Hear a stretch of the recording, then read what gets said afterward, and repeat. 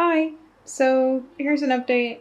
I tried stringing her again, now with the torso cut adjusted so that the bits fit inside of each other. And it's just me testing out the range of motion and posability of it. So I'm really happy with how she sits. She has a pretty good range of motion in the hips, so she can both have like a nice sway when she's standing up and kind of straighten it all back up when she's sitting down, so it's not too crazy.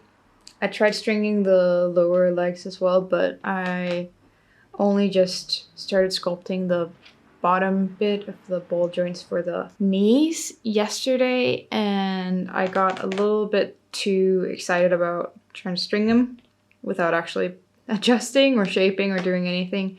So, and also they weren't completely dry yet, so what happened was that this just completely got pulled apart. Another thing that happened because I don't have any patience is that the torso here has cracked. So I'm a little cautious about like moving her about too much now. Oh yeah, there it goes. Yeah, so that's completely broken now. Oh well, yeah.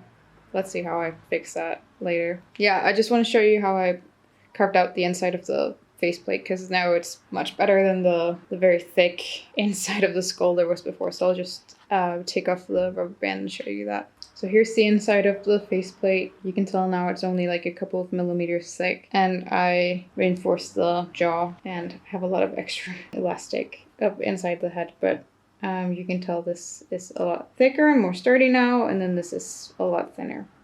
So yeah, I'm gonna have to spend some time trying to fix all the bits I just broke. I hear some people will cast their sculpt in resin and then continue working on that so that the first pass, the paper clay version, is just kind of a intermediate state of building it rather than continuing on the paper clay, because it is strong but it's also porous, and if you string it too tightly like I just did there, or you carve it too thin, or all of these things, it clearly it's gonna break. So I'll just spend some time fixing my mistakes, and hopefully I'll give you an update soon. Okay, so now that I've taken it apart after the test stringing, this is the damage. It actually didn't break where I expected it to. I expected it to break because this was so thin, but really where it broke is where I tried to stick it back together after it broke last time.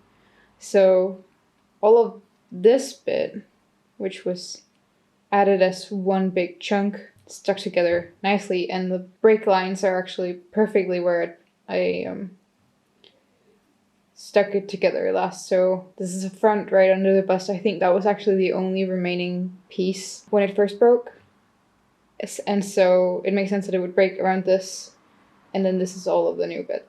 So I'm gonna have a think about how I'm either gonna try and stick it back together again or just build it once more, because I think this might keep happening just because it's quite not a load-bearing piece, but it does have some pressure on it from the stringing. So yeah, I'll have a think and figure out something to do.